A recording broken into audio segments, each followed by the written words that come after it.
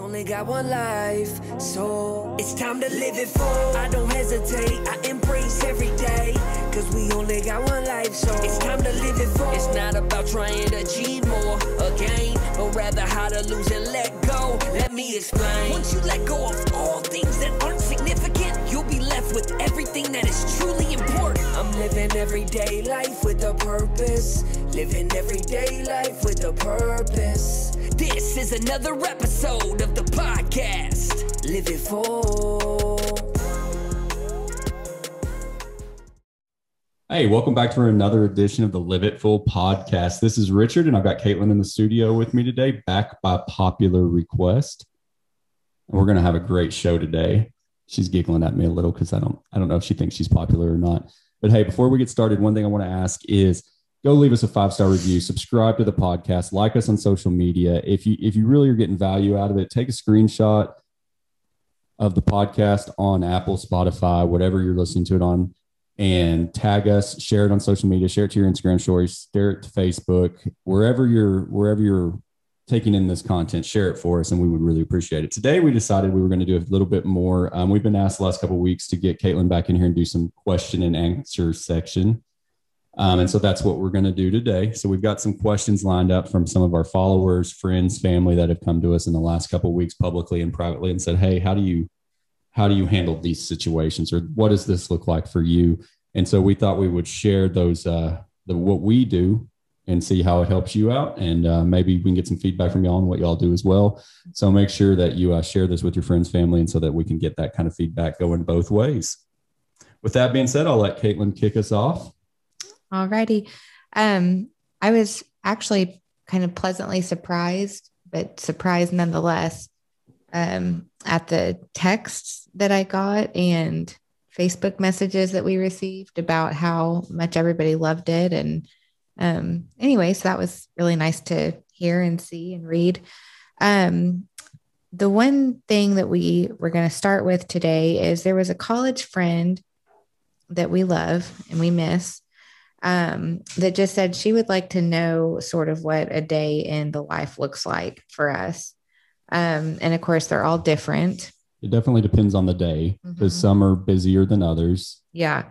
And so kind of maybe even an average week, and without it taking forever, I will just kind of run through what today looked like. And today's just a random day for me anyway. I was not at the office today. I'm not on Fridays. But we recently have tried to wake up earlier than we had been. So we can talk about that in a little bit. But anyway, so we woke up probably not as early as we wanted to this morning, but still it's a work in progress. Richard typically handles the making of the lunches in the morning, the water bottles, getting the backpacks ready to go for the day. I will do, like, while I'm doing my hair and makeup, the girls' clothes are in our bathroom. I've picked them out the night before every single night. So they know when they come downstairs in the morning, they just go straight to the bathroom and their clothes are going to be there waiting. I fix their hair, have them brush teeth. And then it's just kind of like the morning flurry of, did you take your medicine? Get your shoes on, water bottles in your backpacks, all that kind of thing. So the girls do that and then kind of eat at the last second. And our son wakes up and wants to eat immediately. So he is opposite. So he starts eating and then we get him dressed at the very last. So Richard, since we've had Mia, Richard is dropping off the 3 older children and I stay home with her. And then I nurse. And so I'll nurse her on a weekly day when I'm going into the office. And then, get her ready, finish getting myself ready. And then I'm out the door to the office. But today we had a painter coming back and finishing up some work that was undone in our kitchen. We just recently remodeled it.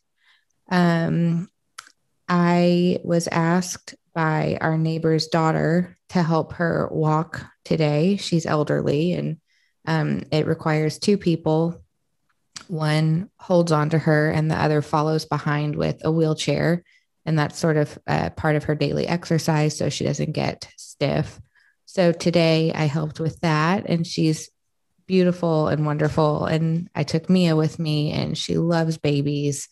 So that's just always so sweet when we get to go see her.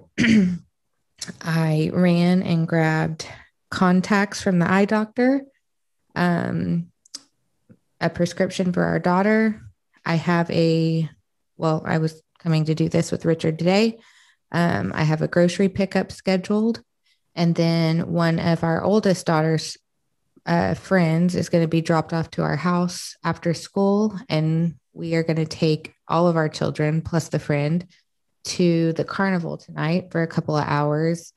There's a carnival in our town right now, and you can't get anywhere in town without passing right by it.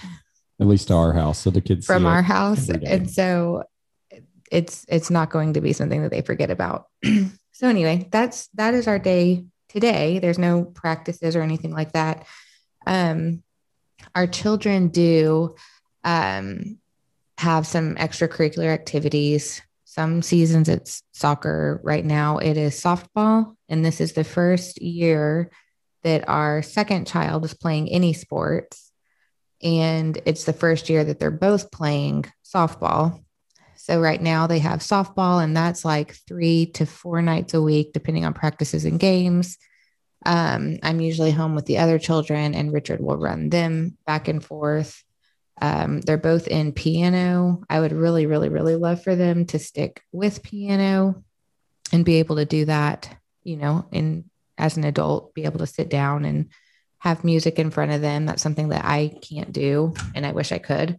And right now they love it. So I'm hoping that, that sticks with them. But as I was thinking about this, I was thinking our week probably doesn't look very different than a lot of people's weeks that have children, because a lot of people are going to be involved in extracurricular activities. We all have really busy weeks.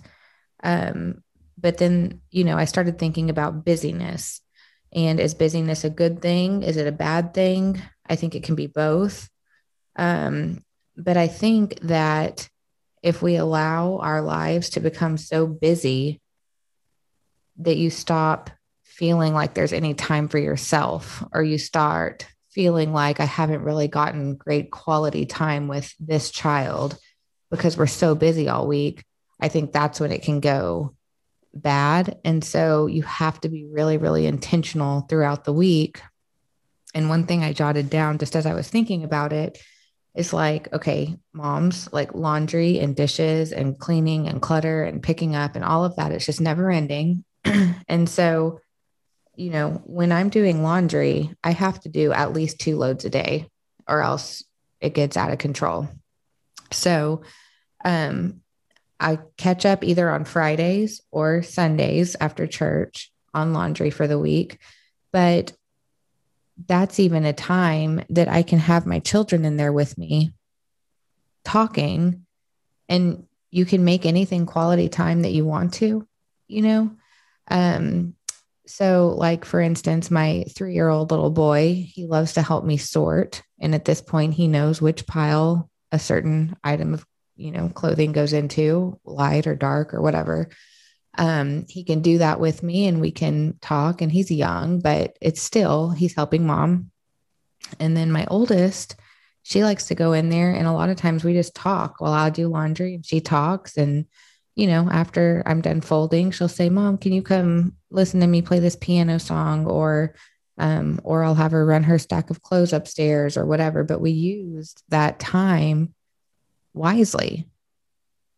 Yeah, for sure. So I'm going to break that down a little bit, because that's what I do, thinking about the things that you just went through, because we make it sound maybe like our mornings were easy. Part of us wanting to get up earlier, Kaitlin and I anyways, without the children being awake, is because they can be chaotic mornings. We've got 3 of them running around, it is not running around yet, but will be at some point in the next couple of years. And they can be chaotic. And at first I thought it was the kids' fault. honestly. I mean, I thought that they're waking up, they're just not in the best frame of mind to get ready and embrace the day and live it full. The reality is, once we started getting up a little bit earlier, say an hour before they do, and our things are done that we need to do, they are calm when they get up. I think that they can sense when we're stressed on time, trying to get to school on time or trying to get out the door, and don't have their shoes on or haven't brushed their teeth or haven't done those things, that they feel that from us. And so I think just us being prepared earlier solves that problem. It's been a pretty amazing difference. And so the reality is, I always assumed it was the kids, but I really think it's us. Oh, definitely. It's not the kids. I mean, the kids are just kids. They wake up and they don't want to be up yet, or they do want to be up, but they don't want to get ready. They don't want to go to school. They want to get up and lounge on the couch. I mean, they're just kids. It's definitely us. And, we've had mornings at the fault of myself and at the fault of Richard, different mornings, but you send your kids out the door and you don't feel good about it. You feel really bad about it. And I will text. Luckily, I have really good relationships with our kids' teachers, but I will text and maybe just check on them that day. Not that it happens often. I could probably count on one hand. And sure, the children disobey sometimes, and that probably helped lead to a rough morning. But, they're going to have off days just like we are. And so I think that if we are getting up early, getting our stuff done, getting breakfast prepared, if I am ready before the children get up, or mostly ready, then that's just so many stressors that are lifted by the time they get up and come down, and then everybody can be calm. And I follow this lady on social media, and she works from home. She has 8 children. The youngest 2 are twins, and she owns businesses. And she's really, really successful. And I just think to myself, goodness, we have the same 24 hours in the day. And she's done all of this. But it really it's a mind shift. It's a personality trait also. So I think just being able and free to be happy, truly happy, with life. I mean, you can be doing great things or normal things. But anyway, I think that you can be productive if you set your mind to it. And the one piece that Richard and I were missing was getting up for the children. Yeah. And I mean, I definitely want to get up and work out and create some content for Live It Full and just get ready for the day. And it's difficult when you're rushing. And so that's been a big part of it's a work in progress. Obviously, it's something we've only been working on the past week or so. So we'll tell you more about it in a couple months if we're still successful in that. But it's hard for me because I'm a night person. So I would rather be up at midnight versus 5:30 or 6. So we've been trying to get in bed by 10 o'clock, which is hard because, the kids are in bed by say 8:30 or 9. And that doesn't give us much time in between, but that's where we have to get up and use that time. And I think a big deal that Kaitlin alluded to is there's a huge difference. And we talk about it in business a lot, but it applies to our personal lives, that busy isn't always productive. I can always find things to do that aren't productive. And so I think that's where it comes into when we talk about priorities, and our priorities being faith, family, finances, travel, being outdoors. For me, it's one of those things that if it doesn't fall in there, there's tons of things that can keep you busy, but are they productive towards the goals that you've set? And I think that we talk a lot about goal setting in business, but if you don't have personal goals, family goals, even if it's, I'm going to have a date night, I'm going to spend this much time with the kids this week. I mean, it almost sounds like you're structuring a schedule for everything. And you almost have to when you're have as many activities going on. So she mentioned, we're probably just as busy as anybody else that has multiple children playing sports and piano, dance. I don't know if you mentioned dance. There's another one we go to once a week. And so where it's hard is you can run around frantic and be busy and feel like you're being reactive to every situation. And Kaitlin can attest that I am at my worst when we're reactive. And so I've always had a saying, it's a big part of what's going into my book that hopefully will be coming out soon. Since Drew B held me accountable to getting it done by May, is proactive versus reactive. And I say that a lot to my team at my office and with our business partners, because it's so much better to be proactive and know what's going on and have expectations set than to react to situations. When you're running late, knowing you've got to go from one practice to the next or one kid picked up and you're not prepared for that, and some of it's mentally prepared, you become reactive. And reactive is emotional, proactive is not. Right. I think that Richard, well, definitely, I know that Richard and I operate differently on schedules. So I think Richard is a good block schedule type of a person. When it hits 10 o'clock to 11 o'clock, this is all I'm going to be doing. I'm not going to be dad. I'm not going to be house. I'm not going to be car, all of these other things that might be going on in our life. I'm going to be email. Like, this is my email hour or whatever it is. And I'm a little bit more flexible than that. but you just find what works. Yeah, and zero budgeting my time works for me because I know from almost every hour in the day what I should be doing. And it's not to say that those hours are always filled with productive things. They can be your relaxation time or those type things, but they're color coded, and I usually have a pretty good feel for it. Part of that is I did not naturally come that way. Mm-hmm. Part of it's my ADHD nature that I have to have some structure there that you don't require. No, I'm naturally organized and structured on my own accord. So I need a reminder to pop up 15 minutes before something starts, or I'll forget about it. Even if it's on my calendar, there's a good chance I'll forget about it. And I also have an employee who keeps me on track. But part of it's recognizing where your weaknesses are and either putting things in place that help you overcome those, or even hiring to those weaknesses somebody that is opposite. And I think that's why Kaitlin and I's relationship at this point in our lives works out well, because we are very different in those. But she can keep me on task with things, even when I get frustrated about it, because I don't need to be reminded 7 times for something that I should have done yesterday. At least that's my mindset occasionally. But we're good yin and yang on that. And I think that that's part of the success that we've had together, because we do things differently. She mentioned taking Fridays off. I'm not at a point, even though I've been in my business career longer than Kaitlin, that I feel I want to be out of the office one day a week. She is at a point where she feels like she needs it for her own, part of the job, part of her sanity with being able to catch up on things and spend some time with, there's days that she keeps Mia. I mean, she's kept Mia home, obviously, since she was born, and she'll keep Mac there as well. And it gives her some time to do those things. And I think that arose. So it's one of those things that we could talk about real quick. What good things came out of the global pandemic, COVID-19? Because I think there are things that we can look at that we changed in our lives, and even, broader scale across the country and world, that aren't bad things that we can build on.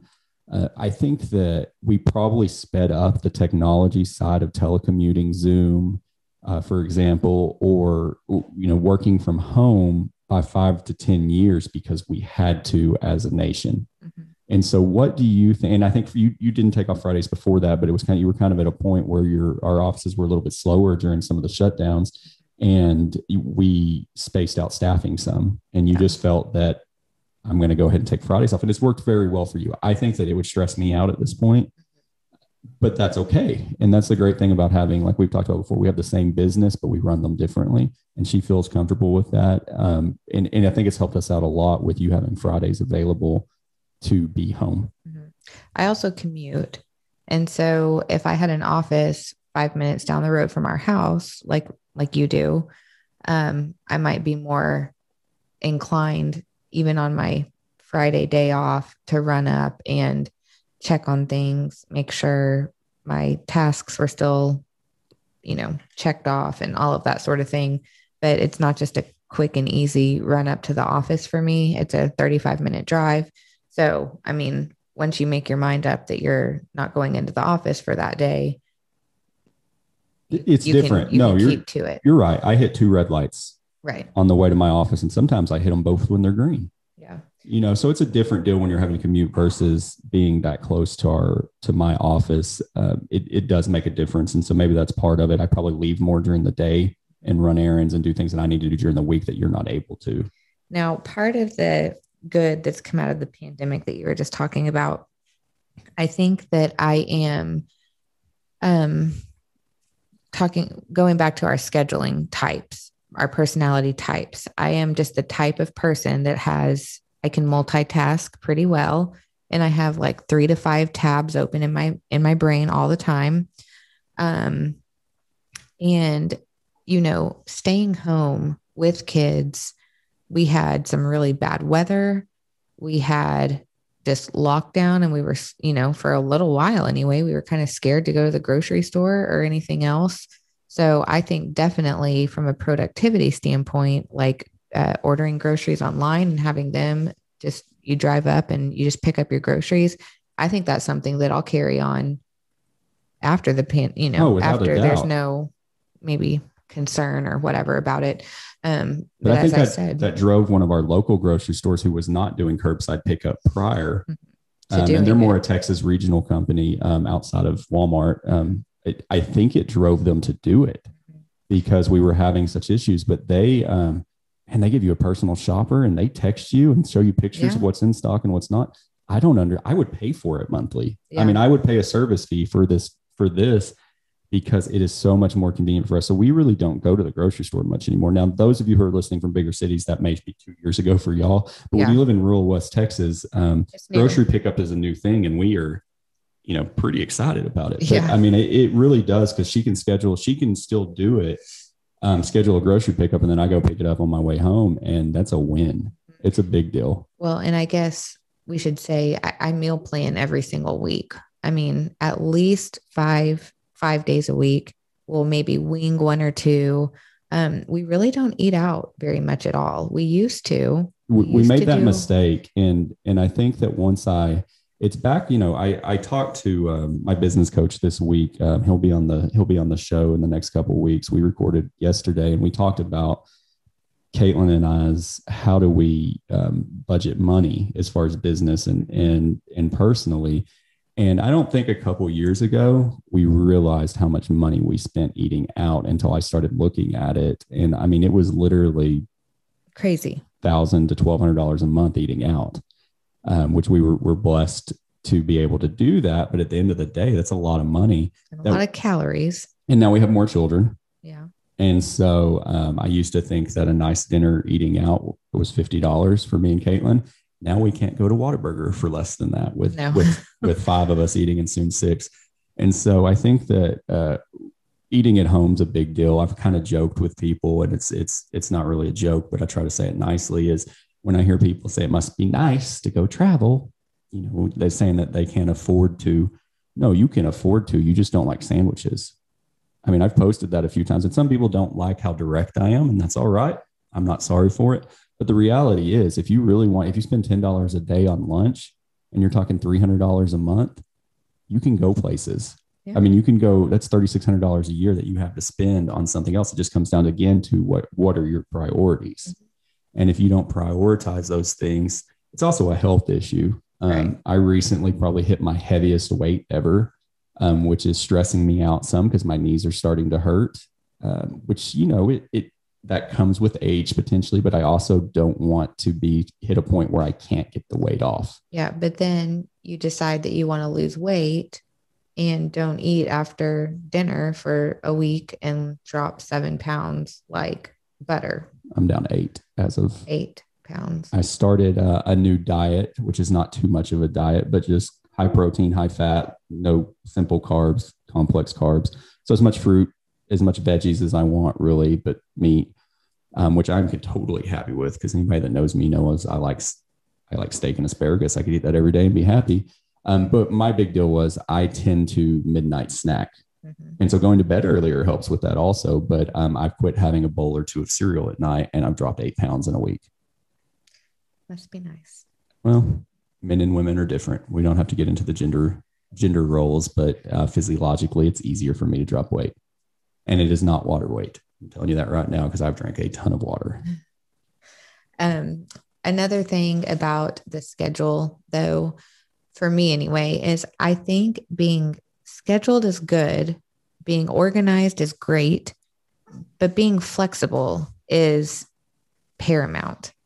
I struggle with that because if it's Right. blocked off for that time, I want it to be what that is. I know. But okay, so for instance, I'm not talking about something as simple as we ran out, we didn't have an ingredient for Tuesday night supper, so we have to move Thursday night supper to Tuesday. Like that is typical, that's general, whatever. That's easy to change up. But I mean, like we could miss out on certain things. Will you do her passy? Yeah, I don't know if I mentioned that Mia's in the studio with us today, and so I apologize if you hear a crying baby. It's not. It's real. She's here with us. But the flexibility that I'm referring to, I think you could miss out on some fun things if you are too rigid. You know, an impromptu dinner with friends in our neighborhood is fun and it wasn't planned. Whatever we had going on for Friday night that we needed to get done, I would rather do that and then just find time somewhere else to do those things. That's part of a full life. I mean, I like that type of a thing. And so being flexible is good too. Well, I think that we show a good example of that. And I don't think we blogged about it like we should have because it was a busy summer, but we took a pretty long RV trip last year, the longest we've ever been in our fifth wheel. We took almost 3 weeks and 5,000 miles, and we were not planning on stopping in Moab in Utah. We were going to go from Salt Lake City straight to South Fork, Colorado, because we had reservations there. Number one, it was going to be like a 14-hour drive. And so we kind of hesitated to do that. 12 is about the max that we can push the kids in the car, splitting it up into probably 2 6-hour, or maybe 4 3-hour with a stop or, longer stop in the middle. But we went ahead and stopped. We called it took a while because we had to find an RV park that had availability that night for a 40-foot fifth wheel. But we stopped in Moab. By the time we got there, got dinner and went to Arches, we experienced probably one of the most beautiful sunsets I've ever seen at Arches. The weather was perfect. We didn't get to obviously explore the entire park like you would if you could take a couple of days, but we got to hit the highlights. And I think that was one of the highlights of the whole trip. It is, and it wasn't planned. Right. And on trips, I tend to plan because I'm pulling a fifth wheel and I need to know where we are, where we're going to be, because it's easy to get into construction issues or bridge issues if you're not careful with where you're trying to go and you pull too much impromptu stuff. But it worked out wonderfully. And it would have been less of a trip without that stop. Right. And it was definitely, I had to adjust on the flexibility part. Yeah. The funny thing about those trips is I don't drive the truck and pull the fifth wheel. That's reserved for Richard to do because it freaks me out. But so I am tasked with keeping the children happy in the back seat, giving them snacks and markers and whatever it is that I've brought with us in the car to keep them happy for a long time in the car. Well, the next time we were driving to somewhere far away. Where was that? Tennessee? Yeah, Gatlinburg. I was driving and Richard was in the passenger seat. And he was like, if these kids ask me for one more thing, like I'm going to lose it. And I'm like, yeah, welcome to the club, honey. Like it's a constant 10 hours of doing nothing but managing arguments, turning around, and it's all the fun of the I enjoy pulling the experience. fifth wheel personally, apparently, because she tries to keep them from bothering me when I'm doing that, when I'm really trying to focus on the road and what's going on and making sure we don't have issues. Because contrary to the way some people drive while they're pulling fifth wheels, they don't stop quickly. No. I'm amazed when I'm going 70, 72 and people pass us pulling similar sized trailers going 85. It's a recipe for disaster, but that's for another show. Mm-hmm. One thing we did have a follower in our Facebook group, Live It Full, the community. If you want to check it out, pretty easy to find off of our Live It Full page.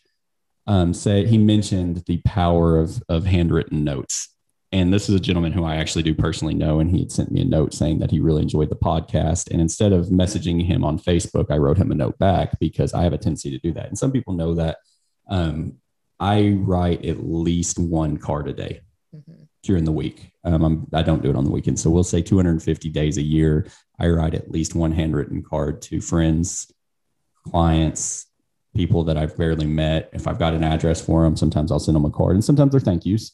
Sometimes they're sympathy cards. I really try to always send those out at least one a day. And so he knew that. But he was talking about the power of that. I can tell you I've gotten more positive feedback from people from sending those cards than I could have just about anything else. Yeah. And so I even look for opportunities to do it, because when you're doing it 250 days a year, sometimes you have to find some opportunities. If people are struggling and they mention it on social media and I can find their address, I'll send them a card. Because to me, it's so much more impactful and meaningful to get something in the mail that somebody took time to put a stamp on, to write, than versus just saying, hey, I'm sorry you're going through this on social media. And to me, that builds relationships that are so much stronger, even ones that may have been superficial before. People don't forget that. I hope it's not going to be a lost art. I certainly am not going to be the one to keep it afloat. I'm pretty terrible at that, but my grandmother, for instance, has written us a card for every holiday, and now my children get them from her. Even if it's not a birthday or something, it's just a Valentine's Day or whatever it is, a handwritten something to open in the mail that came from her with her handwriting on it. It does. It means a lot more, especially a lot more than a text or something like what we send nowadays, which I'm completely guilty of, because that's how I tell people happy birthday. I sent your mom a video yesterday. I try to call them. I try to call them so I can at least speak to them. But, if they don't answer, I'll follow up with a text or something. Well, I had read a deal from Dave Ramsey, who I'm not going to get into some of our differences in financial philosophy, but he does put out some good content. He had mentioned that when you looked at wealthy versus not wealthy, wealthy people have a tendency, it was like 90%. So it was things that were in the 90th percentile or higher of what wealthy people did versus people who haven't achieved that. And so many of them stuck out to me, but one of them was happy birthday calls, which I know sounds so minor, but I think that it's a mindset thing. When you're grateful for other people and you show them that, it builds relationships. And I think that does lead to success in life. But it was also things like read 15 minutes a day versus watching 15 minutes a day of TV.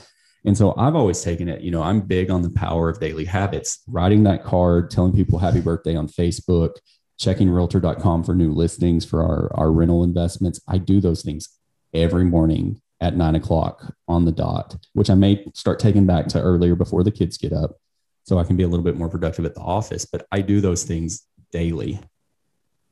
And so I think that the power of habit with that is one of the greatest things that you can do. And they seem minor. They don't seem like, how could telling people happy birthday impact you in a way that creates more income or success or anything for you? But I think that, to me, in our businesses, and it's really any business, when you are genuinely a likable, attractive character, and I don't mean physically attractive, but people gravitate you as you're a good person, you inherently are going to get business from that.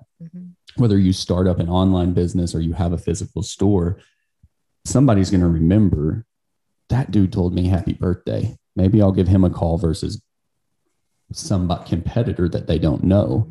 And so to me, those little things make a difference, and they're important. Who doesn't like being told happy birthday? Who doesn't like getting a card in the mail or that phone call just saying, hey, I was checking on you? And so one thing that I keep up with every day is I write down 5 things I'm grateful for every morning. I do it on my G Code app, which is a little bit different. If you follow any Ryan Stewman stuff, he's got a book called G Code, but I do it on there, daily G Code tracking. As Ryan would say, get to the 0 to 100 challenge in a month. But basically, I put in there every day, most of the time in the morning, 5 things I'm grateful for. Now, a lot of times they're the same thing, depending on the day. Sometimes there are things that I'm very frustrated with, but I have to remind myself that I'm very thankful for. And so, but it also, the other things that I write down are that where my wins were for the day. So I usually do that in the evening, and somebody that I focused on. So one thing that I try to do every day is focus some attention on one person. It's coaching. It could be an employee, could be a customer, could be Kaitlin, could be one of the kids, but giving them a good 15 minutes of uninterrupted time that we just talk. Might be my mom, maybe a friend, but I keep up with that. And I know who to reach out to sometimes when they've been going through stuff. And I saw what's funny is, it's not funny, but it's interesting. I saw my calendar this morning on Monday. I need to send a letter to a friend whose dad passed away a year ago. That's the anniversary of the passing. And maybe some people aren't that structured with it, but getting a card a year afterwards when everybody else is kind of forgotten, it's impactful. But those are things that I look to do every day. So I literally went into my Outlook calendar a year ago and put a reminder to send him a card, because I think that the ones that I got a year after my dad passed are some of the most impactful ones I got. Right. Because people don't think about that. You struggle with it, and anniversaries of people's passings or anniversaries of very tough times. I don't know what it is psychologically. They do impact you. You can not be thinking about it, but you're coming up on something. And birthdays and holidays can be the same way. And so it's one of those things that, to me, it's a big deal, even though it's a minor thing in the day. It doesn't take me 2 or 3 minutes to write a note every day, but it's something that I've consistently made a habit. And maybe choose your extra, whatever it is that you're going to do. Instead of maybe the 15 minutes that you have to sit down and scroll through Facebook or whatever it is, maybe birthday cards are your thing. Maybe a handwritten letter to whoever is your thing. Maybe reading a book instead of Facebook is your thing. You don't have to do everything, but you can choose maybe what's the most meaningful to you. And I'm a mom, and so I have my kids all the time. And I do things with them. And sometimes, we'll just run and grab an ice cream or something after school, which is sort of out of the ordinary and something that they love. But I don't think I necessarily do very many things like that. And so I should probably adopt one of those things to add into my day. And some of it comes down to our personalities. Is I'm structured, and so I try to do it. You wouldn't put reminders on your phones for the things that I do necessarily, but that's okay. That's part of what makes us strong and different. Yeah, I will say, last night as we were laying in bed and I was keeping Richard up, he was barely answering me, and I was like, "Hey, are you tired? Are you tired? Are you wanting to go to bed?" This is the issue with us trying to go to bed later and wake up earlier. Is my body Go to bed earlier and wake up earlier. Whatever it is. I'm not ready yet. And so last night I was bothering him and keeping him up. But one thing that I was saying is, I'm so glad that I ordered Mac, our little boy, a swimsuit. We are excitedly about to go on our first RV trip of the season. It's always something we look forward to every year. But that's a tab that's in my brain that's not in his brain. Richard never in a million years would have thought the girls can wear the same swimsuits from last year, but Max won't fit. And so in preparation for spring break or summer or anything that we have to do, I've got to get him a different swimsuit. But the other things that go through my mind. And so I feel like my extra time is occupied differently.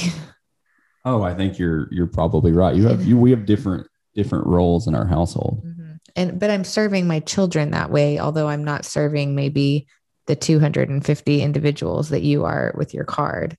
I'm just saying, whoever you are, whatever you're doing with your extra time, it's probably worthwhile if positively impacting somebody. I think without a doubt. So on to one more big question. I had somebody ask me, say that they want to start things, they want to do things, but fear holds them back sometimes. How do you overcome the fear to fail or the fear that things aren't going to work out when you're looking at endeavors or different things? And so one thing that I wanted to say on that is, because I was talking to one of the girls about it this week, because we were talking about being scared to do something. I think it may have been Meredith talking about softball. And I said, babe girl, you're always going to be scared. I'm scared to do things. Like it's just the difference is doing them versus not. Now, one thing that works for me, and it's a stoic thing. It comes from stoicism, which is like Marcus Aurelius Seneca and some of the Roman philosophers. But what it is looking out at the possible outcomes. So when I see it, like, so talk about softball, you're going up to the plate. You have several possible outcomes. You could walk, you could strike out, you could hit a ball out, you can get on base, you can hit a home run. But when I look at things that scare me, I try to rationalize what the possible outcomes are, good and bad. And you take some emotion out of that, because if bad things happen and you knew it was a possibility, what right do you have to get upset about it? And that's not easy to do because it's an emotional thing. So don't get me wrong. When I say that, I don't mean it like I do it well all the time, but it's like, I heard Ryan Holiday talk about it on his podcast. If you invested $10,000 in the stock market, you have the potential for loss and you have the potential for gain. Why would you be upset when you lose money?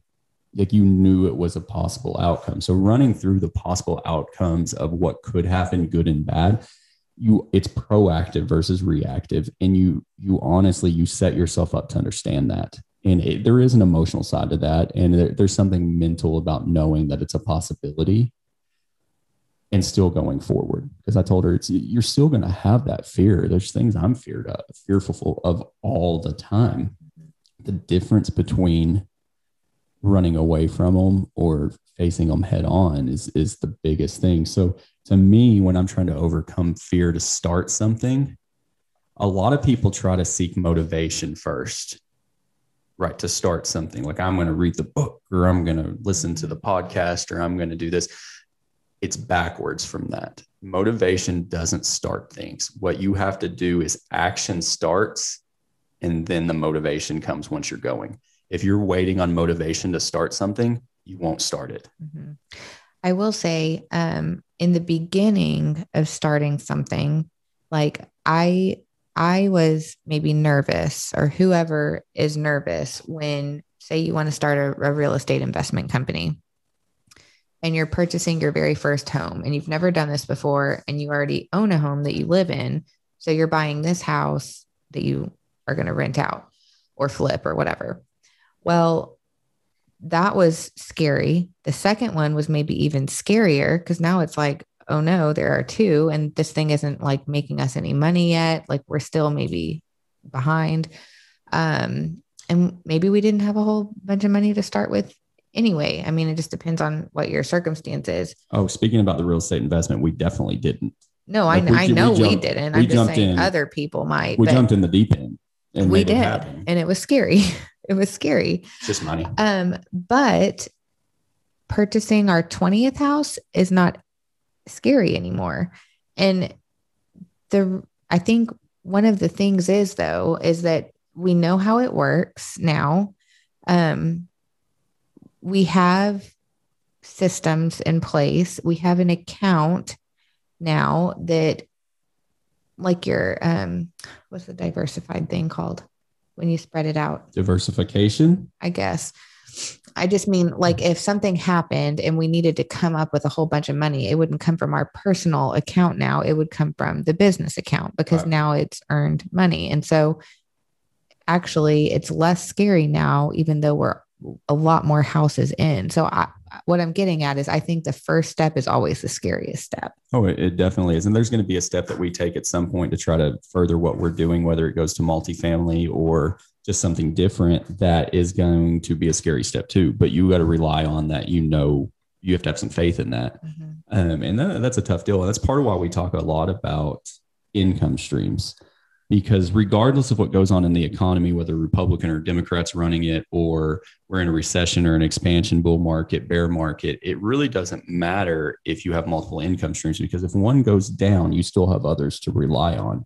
And that's why I think it's important for people who want to be financially secure to not put all their eggs in one basket. Mm-hmm. And it's not to say that you shouldn't be a master at what you do, but can you create other income streams that, if we do go into a recession and one of your businesses is impacted dramatically by it, you can still make good decisions because your personal bills are paid, or it gives you time to figure out what you're going to do without shutting the doors or firing employees or doing layoffs. You have the opportunity to step it up because you have other sources. Mm-hmm. And so, I mean, it's always stuck with me. I had read that the average millionaire has 7 streams of income. Mm-hmm. And so that's always been a number in my head that I wanted to achieve, to where some of them are passive, some of them are more active, some of them require a little bit more work than others. But at the end of the day, where is your money coming from? And the scariest thing to me at this point in my life would be depending on a paycheck for a 9 to 5.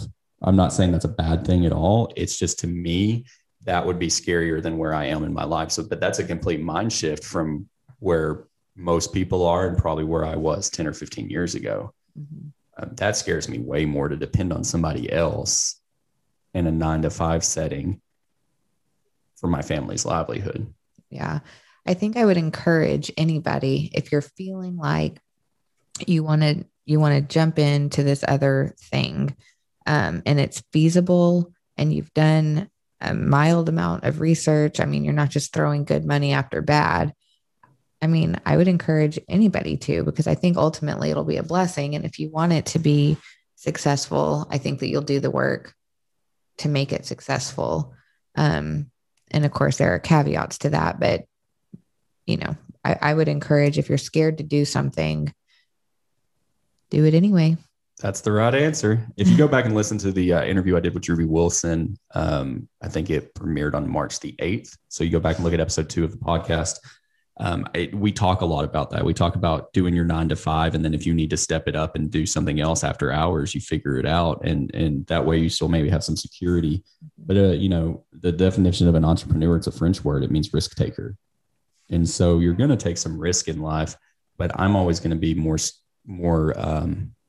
remorseful about the risk that I didn't take than the ones that I did. Because I know that probably 3 out of 10 things you try are going to fail, or 7 out of 10. You're going to be successful 3 out of 10, but it only takes those 3 to make up for the other ones. And you just have to understand that, whether it's in, businesses or investments or side gigs that you're trying to get going, that it's not always going to work. And that's okay. I think when you think about, though, like who your biggest inspiration is, or who you look up to, or who you kind of want your life modeled after, Richard's might be this, multi-millionaire that's made his money in real estate, and man, I'd love to do the things that he's done. That might be his inspiration, and which is good, and it's great. And we are at a place in our lives that we would not be at if it were solely up to me, because I'm a scaredy cat and he's not. And so he pushes me to be less of a scaredy cat. But my inspiration, when I look at people, are people that can just be happy. Like one of my best friends growing up, her mom has always been an inspiration to me, just because she's just a neat person. You want to hang around her. She's positive. She's uplifting. Anything can be going on in her life. And she's like, but it won't matter after June because we'll have a baby. And then that's the only, she's just very, very, very positive. And so that type of personality inspires me, differently than your inspiration might be. For sure. And we talk about that some, about happiness and fulfillment and those kind of things. I'm always going to be, as Ed Milet says, blissfully dissatisfied. Don't get me wrong. I am very thrilled to be where we are in life and to have the opportunities that we have, not even material things, but to be able to travel and have our children and give them the life that we want to. I would be happy today if nothing ever changed. But I'm still blissfully dissatisfied. Yeah, you're always looking for the next thing. But I wouldn't be unhappy without it. No. It's a complete personality trait. And it's one that I admire because I don't have it. And I love it about you.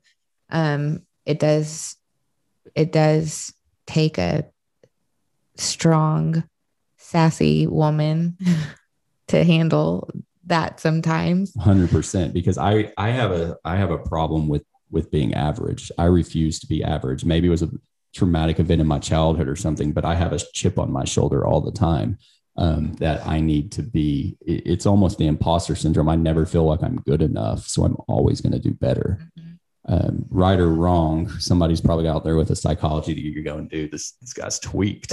But the reality is, I would agree with him. I do feel like I have a chip on my shoulder all the time, and that's okay though. It drives me. Yeah. And I can see and I can tell you in the past 10 or 15 years that we've been together, or I guess 15 roughly, the growth I've seen in you is immense. And I know that some of it's things that I've pushed you to do more so than you wouldn't have done on your own.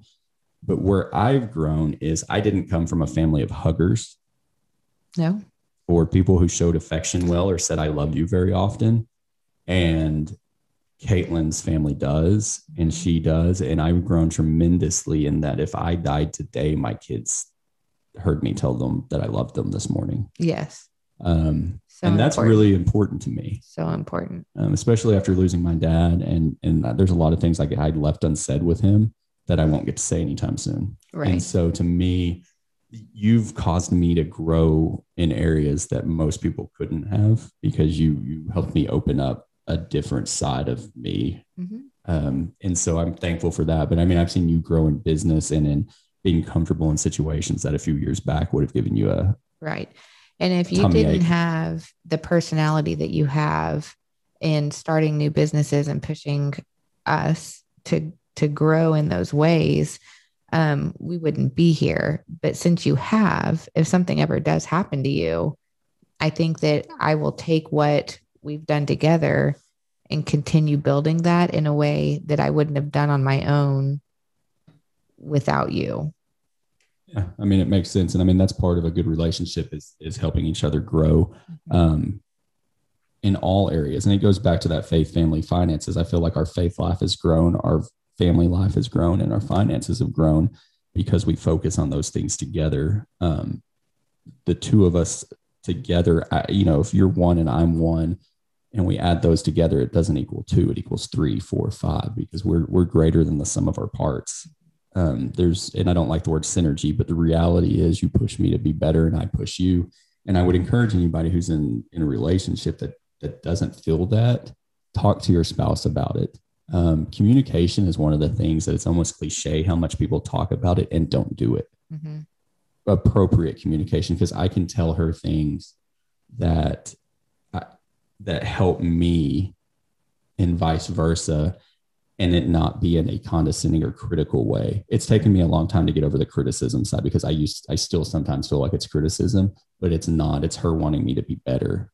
And if she needs something, she needs to tell me. Mm-hmm. And so we've gotten to where to me, it's a mutual respect where we talk about those things instead of letting them go and letting it fester. Mm-hmm. And I think that 99% of the world's problems are caused by a lack of communication. Yeah. It sounds so simple, like just talk about it, just communicate. But even just as recent as last night, I said to you in bed as we're laying there going to sleep. While I was trying to go to sleep. Yeah, not going to sleep because I couldn't go to sleep because I just keep talking in my mind, whatever. But I said to him at some point, I'm so glad that I can tell you anything, that we are good communicators. And I wonder if other people talk the same way to each other that we do. Because I really do feel like I can tell him absolutely anything. For sure. But there's another side of that. That's 100% a trust thing, because there is no way it is possible for us to tell each other all the decisions we have to make in a day. Mm-hmm. I mean, or you know what I mean? Like there's going to be things that happen with the kids or with business stuff that, 2 weeks later, she's like, when did that happen? I'm like, oh, I forgot to tell you, because it's hard, but we don't get frustrated over that because we realize that our communication is good. But in part of that is we know that if it's something super important, we'll talk about it. And if we didn't find the need or the time to talk about it that day, it must not have been that important. And trust is a big thing. But when I ask you something like, well, why didn't you tell me about that? If something happens, then you get offended. Like, well, did you not trust me? And it's like, well, yeah, I trusted you. There's that side too. But like, I still want to know. I still wanted you to tell me. But I communicated that to you. And so now moving forward, probably you wouldn't do the same thing again without first running it by me, because maybe at first you didn't realize I was going to get upset about it or kind of feel left out in that decision. but now you understand that because I told you. Yes, 100%. All right, Kaitlin, we're about out of time for today. Is there anything else you want to hit on before we wrap this up? I don't think so, other than, just used to, I would think that maybe if we could just clear our plates, just get rid of everything, all the extracurriculars, come home from work, sit there and have nothing to do in the evenings, which isn't true because there would still be stuff at home to do, cooking and whatever, but like have nothing to do. Maybe that could make us happy or feel less stressed out or whatever it is. But then your children would be missing out on so many good opportunities. So I just think, just changing your mindset about what busyness is and what this extracurricular activity is doing in the mind and the life and the shaping of your child, and just trying to be happy. And I know that sounds really simple, like just be happy, but there's just something to it. I mean, if you can choose to be happy in your busy life, then I think it'll be rewarding and fulfilling no matter how busy your life gets. You just be happy about it. Well, I agree, but everything that we do pretty much falls into the faith, family, or finance, or travel, because I've walked away, and I know that you have, or we've passed up opportunities that did not fall in line with that. They may have been great things, but I can't spend time serving on a board, let's say, that doesn't fit those priorities in my life right now. Now, that's not to say in 10 or 15 years that I won't help give some wisdom and guidance on some of those things. But at this point in my life, if it's not the kids, Kaitlin, our business, our church, or us traveling or me hunting, it's probably it's not as important. I haven't picked up a golf club in 3 years, and I used to love to play golf. But Lord, it takes 4 hours. Mm-hmm. It's on a Sunday a lot of times. It's just not something conducive to our family life anymore. Maybe someday when the kids, it's a season. Mm-hmm. And I used to get frustrated about it, 2 or 3 years ago, even I would get frustrated, but I know now that it's a season and that's okay, because in, a couple of years, Macy or Meredith may want to play golf and we'll all get out there and do it together, but it's a family thing. And we did learn from some friends of ours that some mentors that have 4 kids as well, that they enter golf tournaments now and that's their foursome is their kids. And one of them, or 3 of their kids and one of them. And that's kind of a really cool deal. So I look forward to those days if that's what happens. Mm-hmm. But it's finding out, we're in a different season. So if it's not in those priorities, there's not time for it. Mm-hmm. And that's the bottom line is we would run ourselves ragged trying to do everything we want. But so you really have to, what are your priorities in that? Yeah. The stuff that has to be done though, just try to do it with a happy heart. I really, really do try to, it's got to get done. So let's just do it. Like there's no sense in complaining about it, making yourself upset about it. Just get it done and be happy. All right. Well, that's going to wrap it up for today. If you got anything out of this, share it with your friends on social media. Go ahead and subscribe to the podcast. Leave us a 5-star review. Tell us that we're great. Take a screenshot, share it on your Instagram story, share it on your Facebook stories, and let everybody spread the word that we want to help them to live it full. You just listened to this entire episode. That means you gained some type of value. So make sure you leave a review and subscribe so you never miss an episode of Live It Full. Living everyday life with a purpose. Living everyday life with a purpose. Make sure you embrace every single day. And we'll see you next time on the Live It Full podcast.